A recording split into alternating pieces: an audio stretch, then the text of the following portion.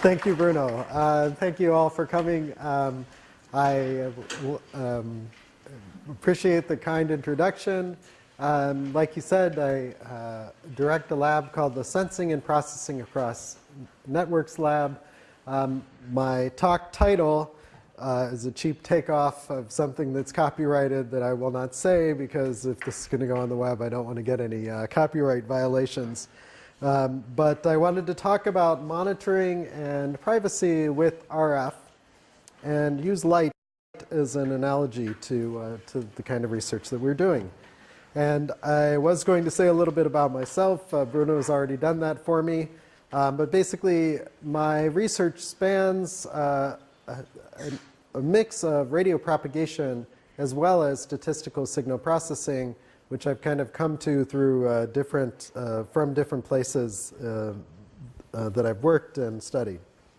So in general, what I'm going to talk about is this future vision of our smart environments, our smart homes, our smart buildings, and I'm going to talk about even smart sports fields that use knowledge of where people are and what is going on in the environment, and they use wireless sensors and actuators to both monitor the environment and control it, controlling the blinds and the generating energy and how it is used and stored, and increasing safety of workplaces, and allowing for augmented and virtual reality in the areas, in the places that we live and work and play. So we're envisioning a future where we have hundreds of sensors. Not too long from now, we'll have 100 wireless devices in every home. We may have 1,000 wireless devices per employee in your workplace. So the theme of the question we're asking is, what will these devices look like? What technologies will we need to use them?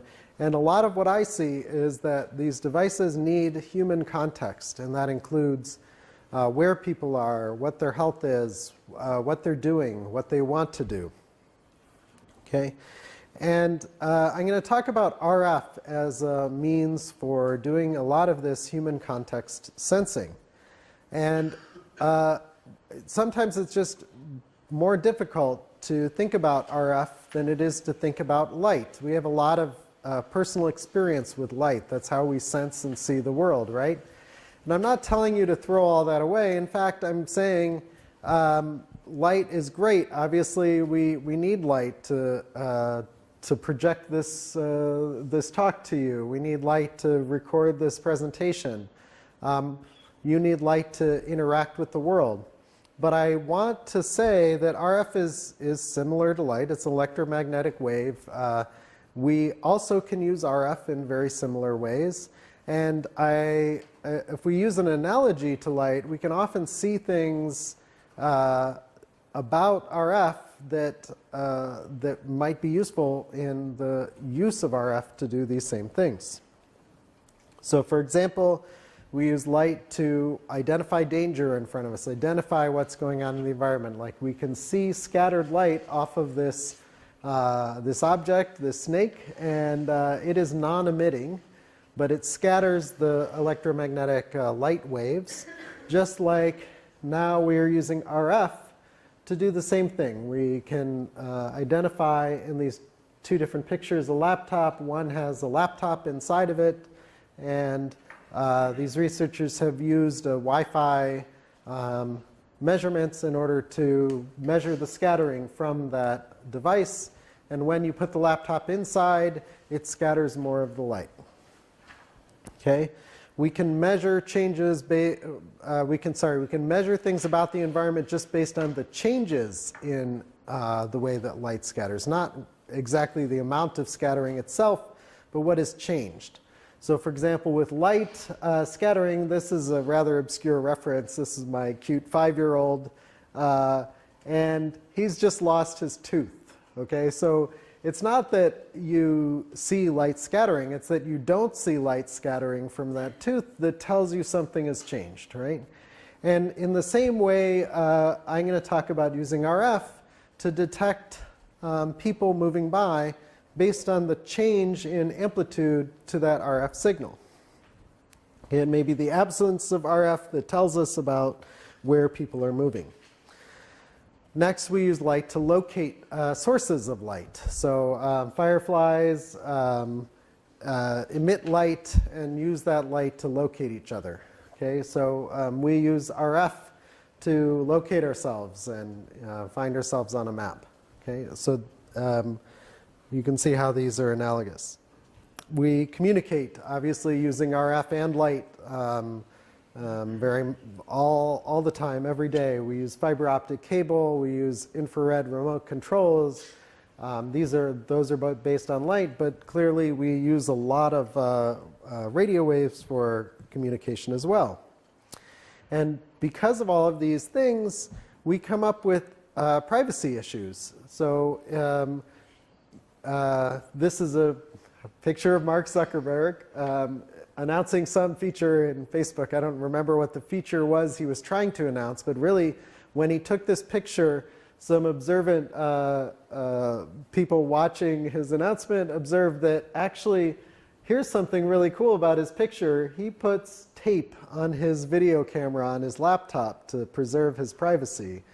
And the reason is that he's got a camera source and he knows that his device can be hacked and used to capture photographs of him. He doesn't want that, so he uses a nice little mechanism to disable his camera except when he really wants to use it. Okay? There are privacy issues that are analogous to that using RF. We have lots of RF devices around us. The only real cover you can use for your wireless device is put it in a metal box. And you know, it's hard to use your laptop when it's in a metal box. So that's going to be something that I'm going to talk about today. Okay, so I'll talk about 3 topics. I'll first talk about monitoring with RF, and then I'll kind of shift to talking about the privacy aspects of that. So with RF, one of the ways that we use to monitor is we use the amplitude of the received RF power. And that's called received signal strength. Most people know it as the number of bars that they see on their laptop. But of course, your devices record signal strength not just on a scale from 0 to 5. There usually is more resolution. When people move, this signal strength changes. This is kind of a part of every wireless device because radio devices operate on a very many orders of magnitude scale. And if I'm very far from my receiver, I may have to turn up my transmit power or turn it down to prevent interfering with other devices. So the received signal strength is a part of every wireless device because of communications, so we can't get rid of it. Okay, we are in my lab. We developed this this way to use that signal strength to locate people in buildings, and the way that we do that is we deploy a network of wireless devices. This picture shows it being deployed around the outside of a building. Perhaps you know, emergency responders show up and want to find out where people are moving inside of a building that is dangerous to enter. So they put them on the outside of the building. Other applications, you may just want to know where people are in your building, so you deploy them in your power outlets, for example, in your building, and you get a kind of a similar layout of sensors.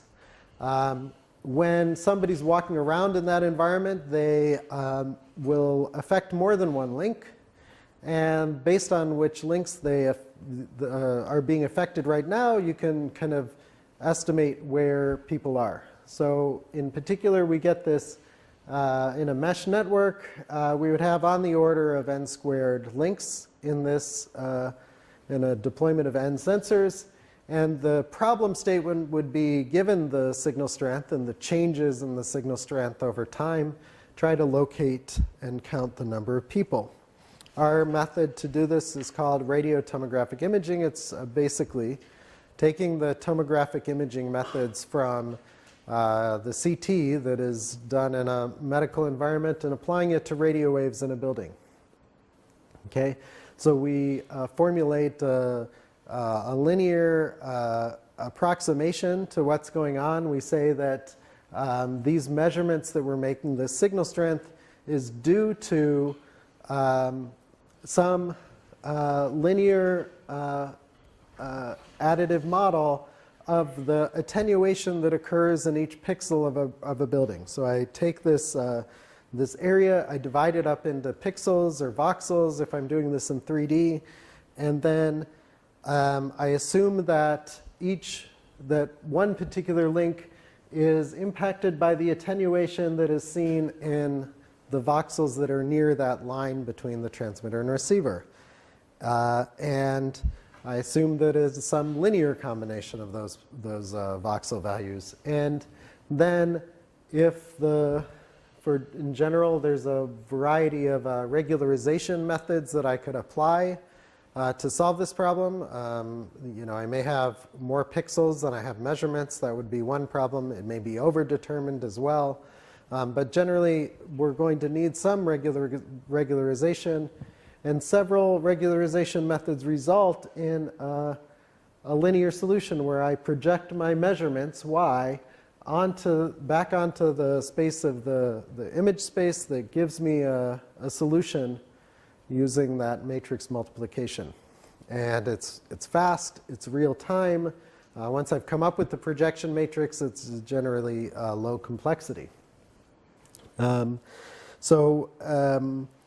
We've used this method in many different environments for particular applications, but the challenges come in that radio waves don't act like X-rays. There's a lot of multipath propagation, and when I have my receiver measuring a sum of multipath waves coming from different angles, I end up with some challenges.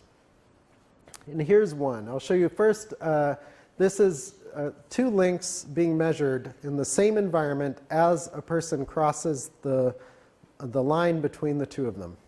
And they're the same length of links, but on the black line, when somebody crosses through that link, they cause a lot of attenuation, about 10 dB of attenuation, and they have very little effect when they're not exactly on the link line.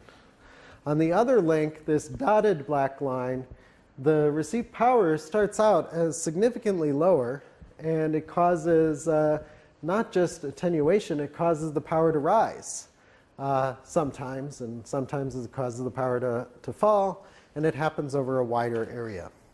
So there are different effects from the multipath fading that then complicate our problem. Our problem becomes that this effect is over a wider area than this one. The delta is different, and so we've come up with several methods to address this. One is to measure multiple frequency channels for each link.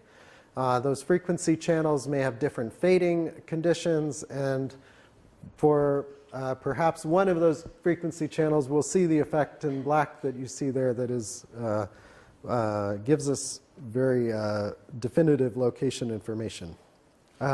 We've also developed methods to estimate the parameters of the model for each link so that we're more accurately using the information that we get from each link.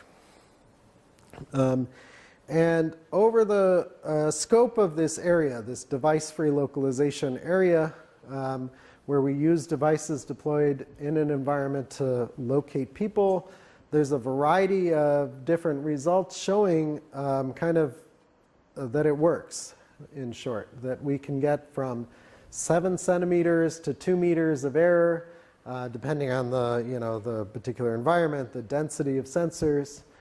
We can locate multiple people, up to about 5 people in an environment. based on how big that area is. This method works both in 2D and 3D.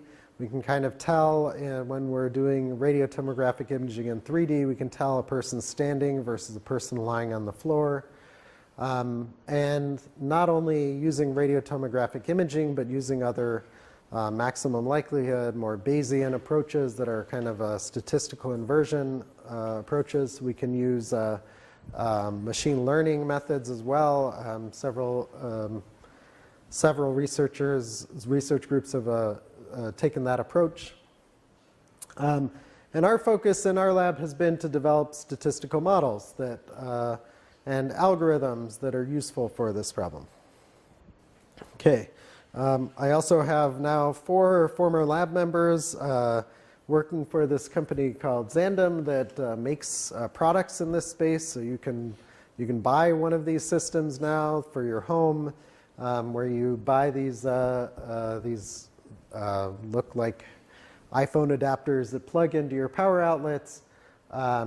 They make an app that you draw a map of your indoor space and where you put these devices, and it will show you where people are in your home.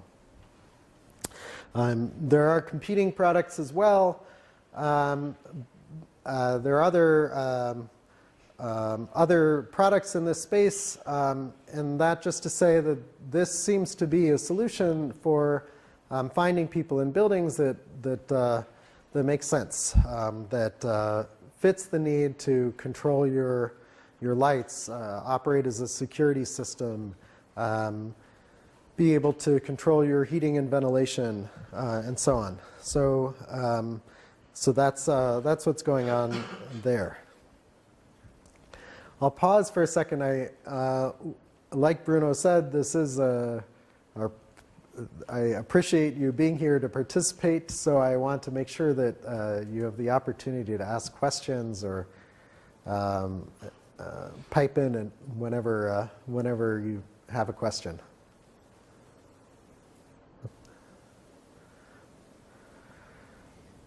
No? Okay, well, feel free. I do want to hear from you. The next thing that we started to work on with this was breathing monitoring. We found that using the same RSS measurements, we could find out whether there's breathing present in an area or not based on these periodic changes that we would observe in the signal. This was possible due to multipath. Obviously, there are many methods to use RF to do radar, to basically measure the distance to somebody's chest and observe the changes in that distance.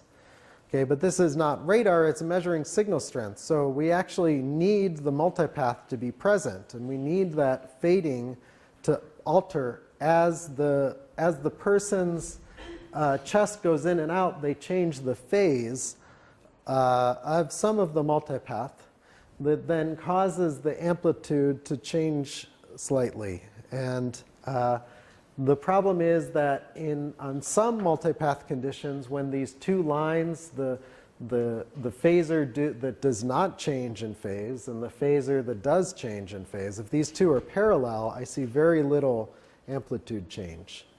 But if they're perpendicular, as you can see here, if these two were perpendicular, as the phase of that black phasor changes, I'll see a more significant effect on the amplitude. So although it's not exactly what I would call reliable using one channel, we've come up with other ways to make the system as a whole reliable in terms of breathing monitoring. So let me talk about that. Can I ask a question? Are you going to give some insight on how you go from the RSSI to doing estimation of people or... Oh, yeah. Estimation of breathing rate or... Breathing rate, yeah. What I'd like to understand is how can you relate a signal which you said is so unreliable Yeah. to something which instead has Right. high confidence in it. Right. Right. So I guess Yeah, so I'm going to talk about 3 different ways, I think, that will make this more reliable. But the fundamental thing is that some of the links are going to have randomly these phasers, these components that are unaffected and versus the paths that are affected by breathing. They take this kind of phasor sum that does change in amplitude and phase slightly. And if these 2 are perpendicular, I will see a change in amplitude. A small change in amplitude, granted. Okay? And what we're going to do is we're going to look for those. Basically, we're going to build a system that will try to observe those as best possible. Okay? And I'll show a few different ways to do that. Okay, but before I show the ways to do that, let me say what's going on here is on these links, as the phase of this black phasor changes, I'll see a small change in amplitude of the sum of the 2 phasors. So the distance from the origin to this point, it will change slightly. And that's the amplitude changing, so that's what I'm measuring with the signal strength, right? Okay, so that's this small change that we observe. Here's an example of a measurement that we did. You can see the amplitude changing over time, and we have a person lying in a cot that breathing at a known rate. Okay, and this rate, it looks like about 1, 2, 3, 4, 5, 6, 7, 8 breaths every 30 seconds, about 16 breaths per minute, right? The problem with this is that the amplitude change here is pretty small. It's about 0.1 or 0.2 dB. And that corresponds to a very small fractional change. It's a change in amplitude of, 2% or something like that. It's not a great, it's not a very large signal, right? And the problem, another problem, in addition to the fact that, this is my good link. This is the one that is has these phasors that are perpendicular, right? In addition to that problem, I have the problem that most commercial wireless devices quantize my signal strength. And the best quantization step size, well, not the best, but the typical device might have a quantization of 1 dB. Bluetooth devices are like 4 dB. Our devices tend to have larger quantization step sizes than this. So on an average device, when I get a signal that changes 0.1 or 0.2 dB, it gets disappeared. It just, the quantization level never changes. Okay, so that's our problem. And this picture is just to show you an example of where when the quantization level never changes, because that delta over 2 size of that quantization step, I never get over the quantization levels. So one way that we have solved this is to measure lots and lots of links. Okay, so our first study where we've had a very reliable system, we had 20 sensors around a patient bed. And with 20 sensors, I've got 20 times 19 links. It's a lot of measurements. And some of them have a breathing signal that crosses those quantization boundaries. So you can see here, these are the 5 best links. They mostly change by 1 dB when they do change.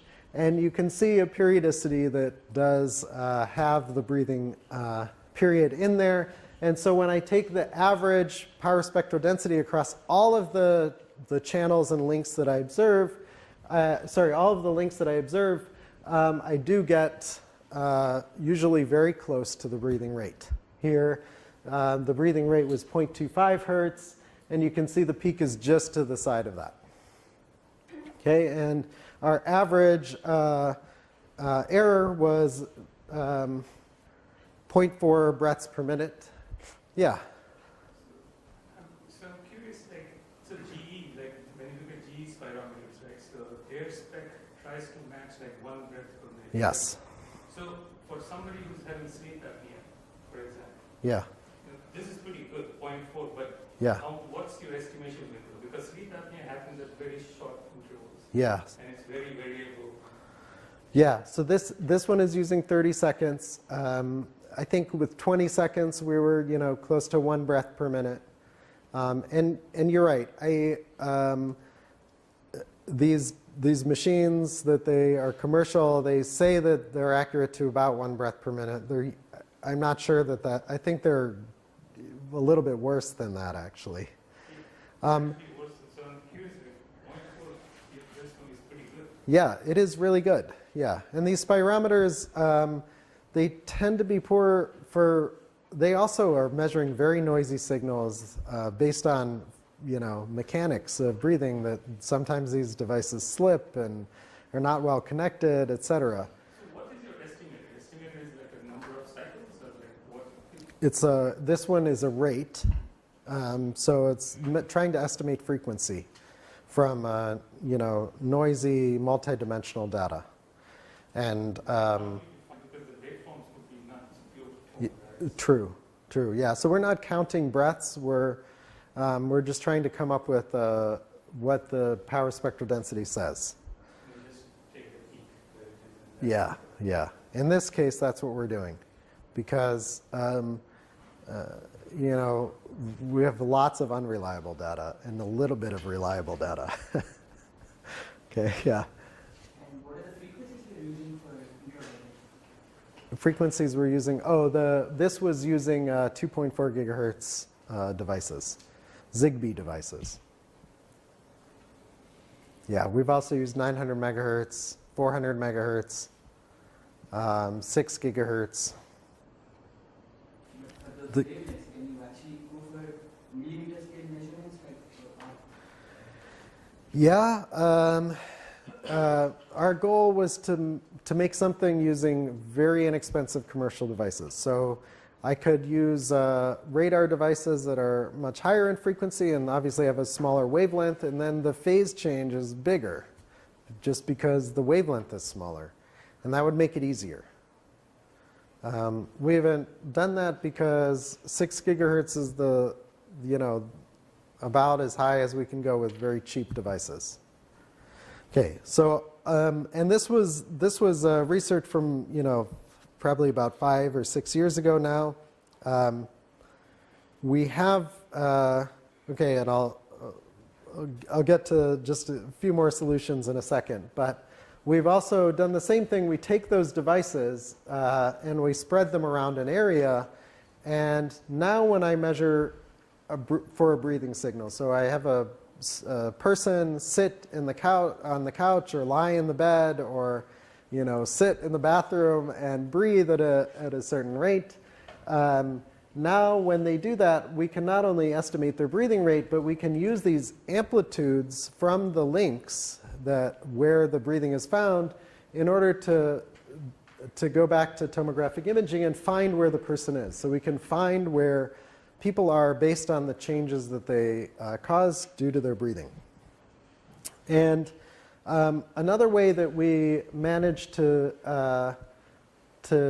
increase the reliability of the system is we measure on multiple frequency channels. As I said before, we're looking for this frequency where these phases are happen to be orthogonal. And if I measure on lots of frequency channels, I'm going to do better. Also, if I oversample by a large factor, I can actually filter those signals down and observe some sinusoidal changes without all that noise that you saw in those last pictures.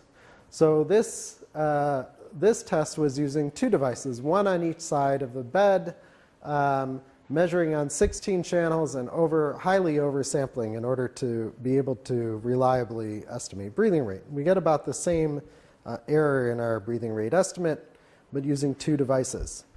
And then there is other research in this area, primarily using Wi-Fi CSI, so using these phase and amplitude of subcarriers measured from OFDM signals on a Wi-Fi chipset. And this is a good approach. People use ultra-wideband impulse response, also a good approach. These methods, though they use much more bandwidth. So now when I'm monitoring my breathing with Wi-Fi, I'm using up one Wi-Fi channel continuously for that purpose. So if I have lots of Wi-Fi system channels being used for monitoring, then I'm going to not have those same channels available for communication. We have done a comparative test where we compared Wi-Fi ultra-wideband impulse response, the Zigbee system I've been talking about in the last 2 slides, and a new system that we developed that measures RSS, but does so with a higher precision, does so with about a 0.01 dB error. Okay, they can all be accurate. The short answer, they do have periods when they're inaccurate, when no frequency channel is in the right condition in order to estimate the breathing. So we need redundancy. But in addition to that, it tells us that we have some privacy challenges. And in particular, I'll tell you about a third method to make this system reliable. Okay, I may have a large quantization step size, but what I can do to make this system measure this sinusoidal change anyway is to add noise into the received signal. By adding noise, I'm going to get a signal that does jump over the quantization levels, and the probability that the signal goes over that quantization level will change as the mean received power changes. So we did this by having an interferer. This is a software-defined radio, so I could put any kind of interference I wanted. We put in a 64 square QAM signal, and this added noise into the breathing signal. So for example, this is that breathing signal I showed to you before. Next, I have the same signal when the interferer was on. And that additional noise made my quantized signal change from this purely -39 signal that's constant to one that does change every once in a while and tends to change with the periodicity of the breathing signal. And this is Alamayu who did this research, so he could explain exactly what's going on in here. But in short, he's increasing the interference power every few minutes. As the interference power goes up, so as we go this way in the plot, the interference power is going up. What you see in the plot is the range on that signal strength is going up and up. And after a while, after some point, the error in my breathing rate goes down. It goes down to something less than 1 breath per minute. Okay, so we can, and at this time here in green, you can see the plot of the quantized signal strength that then the kind of a low-pass filter produces this breathing signal again that gives us the correct, or close to the correct breathing rate. Okay, so this becomes a problem now because of privacy. It turns out that these devices, these standard devices, even with high quantization step size, we can use for monitoring if we increase the noise that is measured by that receiver. So let me talk about IoT devices. Yeah? So why noise? Because here you have the flexibility of adding an interferer of any frequency. So you could technically lock. You can do a locking mechanism and be able to get, because with noise, this is stochastic resonance. So then you will have issues with, you would need certain degree of periodicity and certain window of estimation for this to be accurate. But then if you use a locking mechanism where you speak the frequency, very exactly the breathing rate monitors matches with the pace, you get short peaks. Hey, that sounds like a great idea. I mean, at some point though, you need to estimate the frequency at first, right? Yes, so the estimation procedure that you Yeah. quickly run through. Right. Okay. That's great. Yeah, another. So increasing noise, at some point it has to be completely error, right? Like why is the error Oh, it will go up after a while. We started to see it increase, but we didn't have any higher transmit powers. Yeah, you're right. And there's an optimum. But before I get into that, let me say that when we know that there's a camera on, that's one thing, you know, and we're being recorded, and that's okay. If people also know that, you know, maybe I don't want to have a wireless camera right next to my bed. Okay, that even though they know they are in control of that device at this point, if they know that if it is hacked, then somebody could take pictures of you, right? So that is a problem, and people tend not to put video cameras on their bedside table, even though Amazon really wants you to. I think that the problem comes in with wireless devices that it is not known that having a wireless device can provide an attacker that takes control of that device and runs whatever software they want on that device, could provide them, you know, your breathing rate, activity, even people are recording keystrokes that go on your laptop based on radio measurements.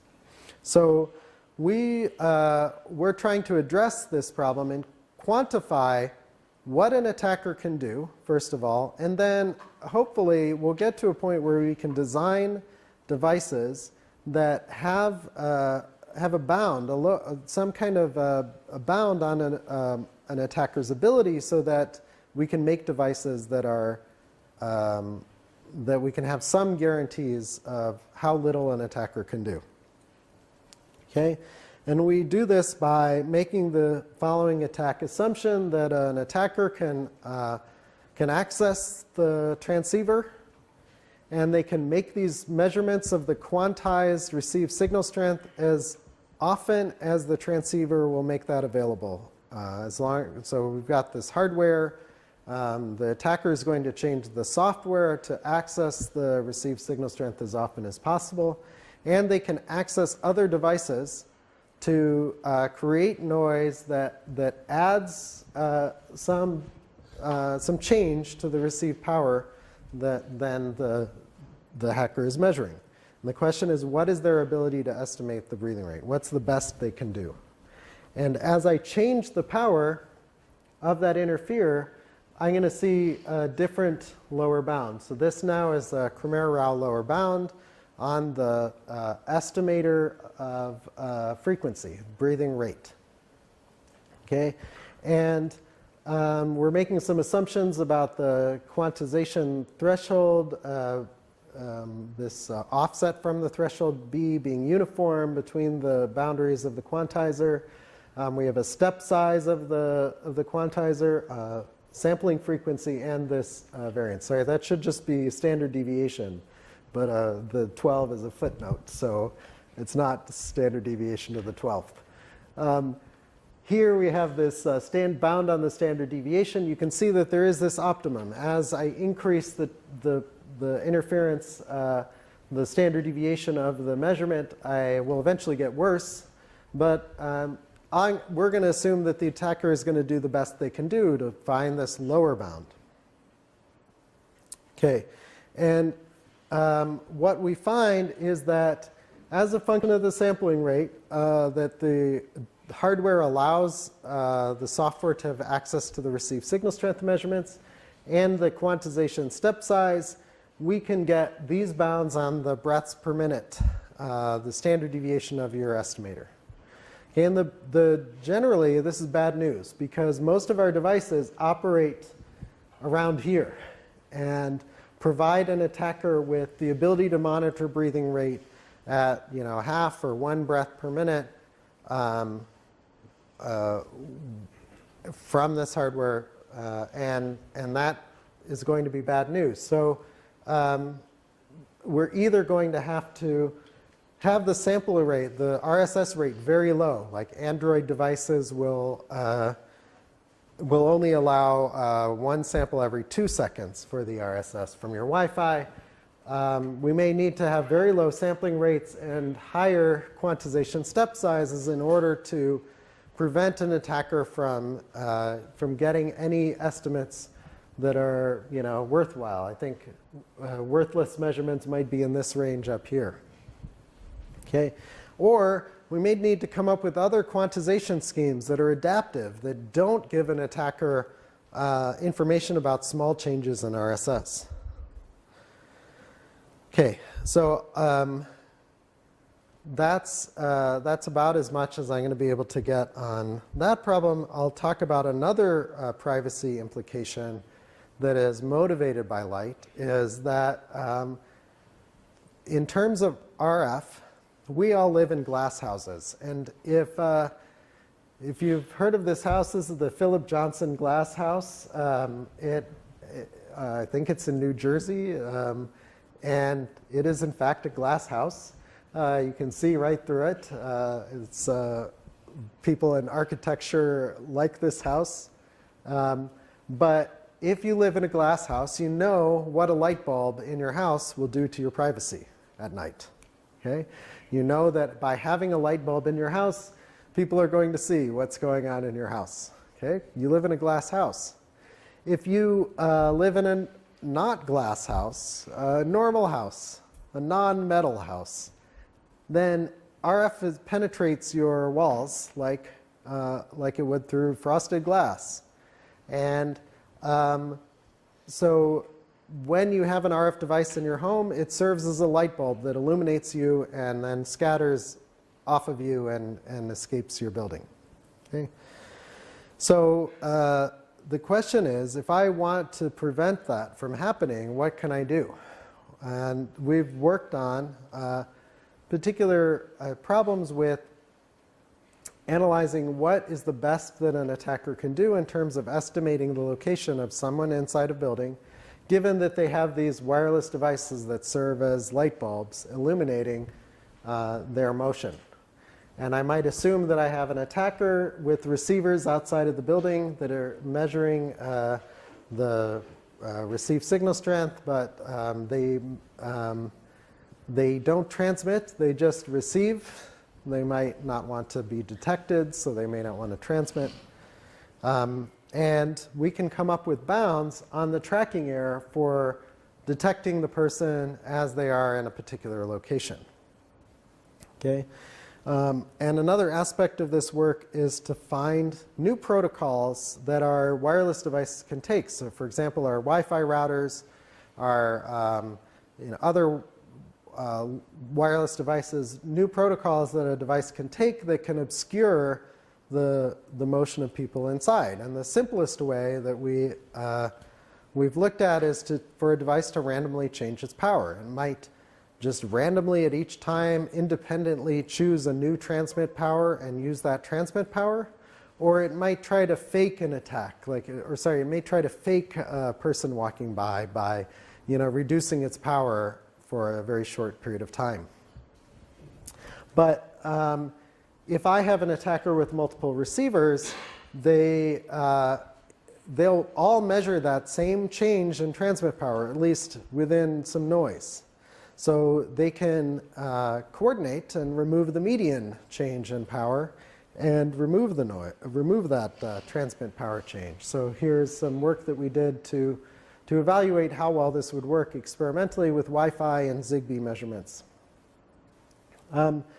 When the current work that we're doing is to use MIMO devices to not just change the transmit power, but change the way that the antennas are transmitting in order to try to avoid leaking out this information to an eavesdropper.